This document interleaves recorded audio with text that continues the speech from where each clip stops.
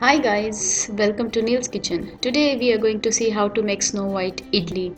This is the basic form of the idli, very easy to make. Let's see how to prepare it. I have taken the urad dal and I have soaked it for like 3 to 4 hours. Until they are completely soaked, we have to soak them.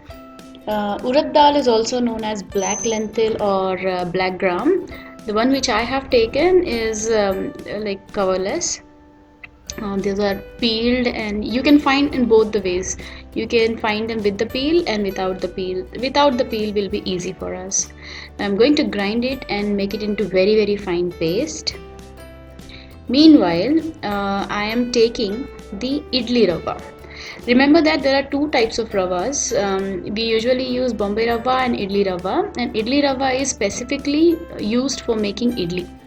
So since I have taken half a cup of urad dal, that is a black gram, I am taking 1 cup of the idli rava, that is 1:2 ratio we have to take.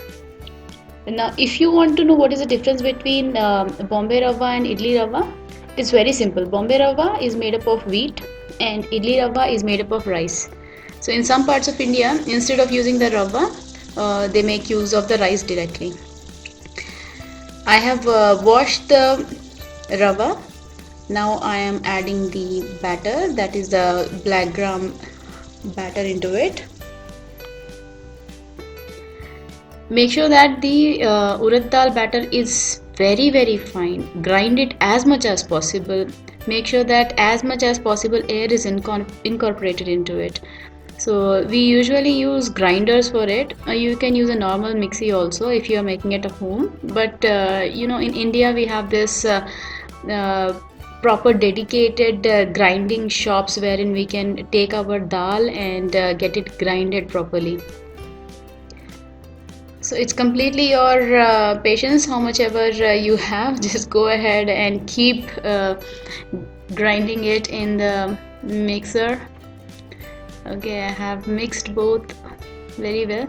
Now make sure that the consistency is not too watery as well as it is not too thick.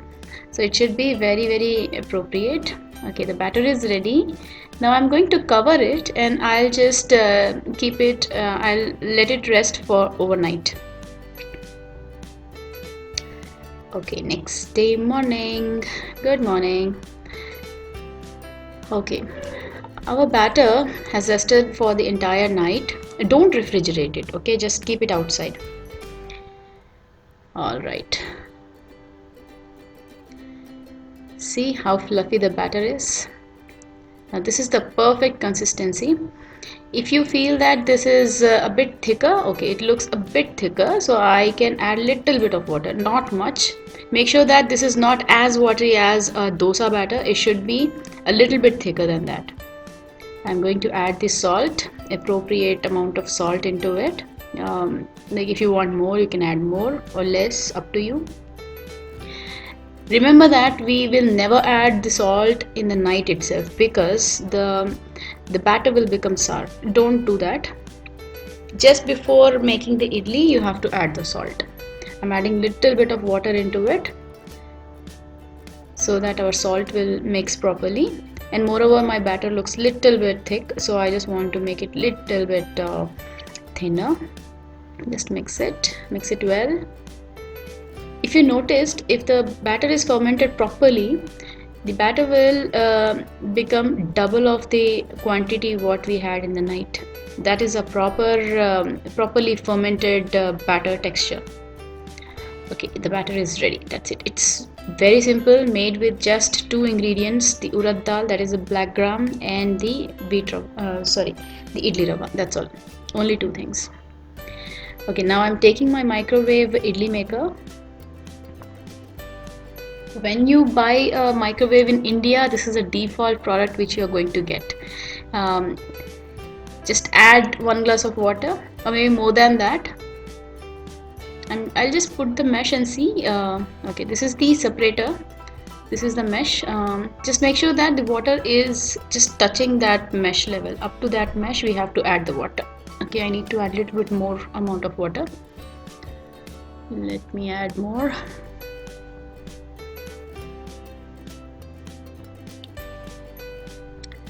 All right, I don't know if you can see it, but make sure that the water is of exact level of your mesh. Now I'm going to microwave this just like that, so that the water is hot. We don't put directly like this. We have to make sure that the water is hot and steaming, and only then we will add the batter into it. Only then the idli will be cooked properly. So I'm going to heat it for 4 minutes. Now these are the idli plates. I have cleaned them properly. Now we have to oil them just to make sure that our idlis don't stick to the idli plates, and they will be easy to remove. Just a drop of oil, and I'm going to spread it with my fingers.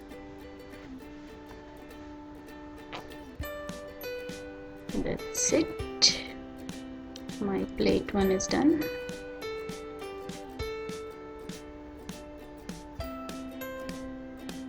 Repeat the process for the second plate as well. Just add a little bit of oil and just layer them.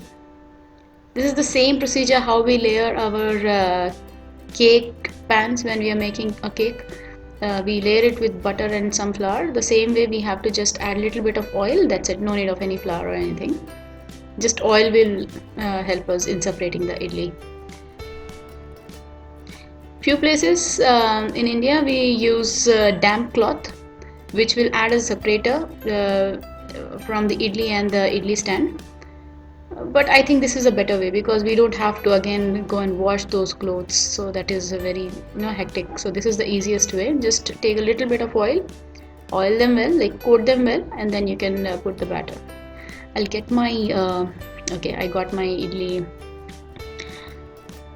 cooker, you can say, yeah. Okay, it will be a bit hot, so be careful. Okay,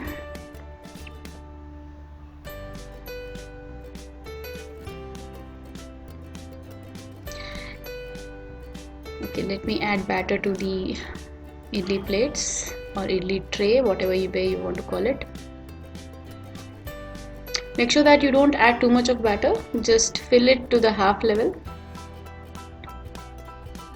But the reason why I have boiled the water first instead of adding directly the idlis is that if you're cooking with normal room temperature water and you're putting your idlis into it, the idlis will overcook and they'll become super dry. We don't want them to become dry. We want them to be fluffy and retain the moisture, the correct amount of moisture. So let the water boil, and after that you can add these plates into it. And make sure that you don't add more batter into the plates. Just make sure only half of the idli pit, you can say, is filled.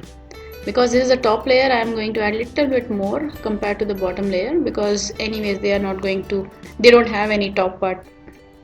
Whereas the bottom layer, there are chances that if I add more batter, the idli might stuck to the top layer. That's it. I'm going to put my second layer as well. Okay, now just lock it, and we are going to microwave it for 4 minutes. That is exact amount required for these idlis to be cooked. I have tried both 4 minutes and 5 minutes, but 4 minutes was the perfect time for me. 5 minutes was making my idlis too dry. Okay, just keep it in the microwave.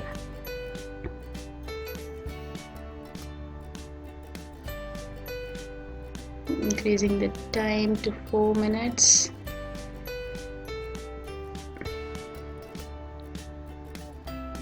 2, 3, 4. Okay, perfect. Now start. That's it. Okay, after 4 minutes we are ready to serve our idlis.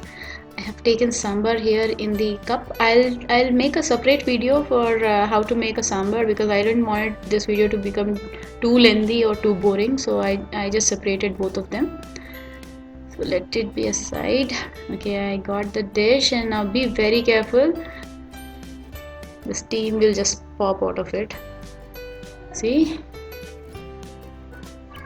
Alright, the idlis look nice and fluffy. You know what? You serve idli for a South Indian for breakfast, lunch, dinner, they will never say no to it. Awesome, they look really good.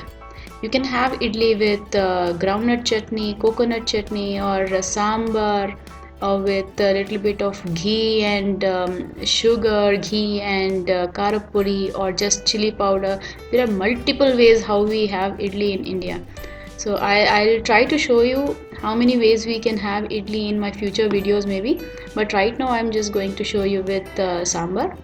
And as I promised, I will make a sambar video as well, and I'll post it very soon.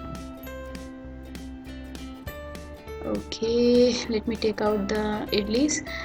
For taking them out, make use of a 1 spoon.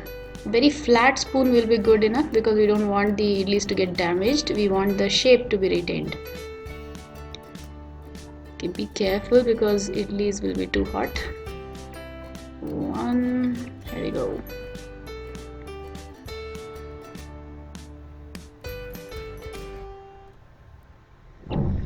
Alright, here are our snow white idlis. Enjoy this with sambar, chutney, or whatever way you like. I hope you like this video. Please try it at home and do let me know how they turned out.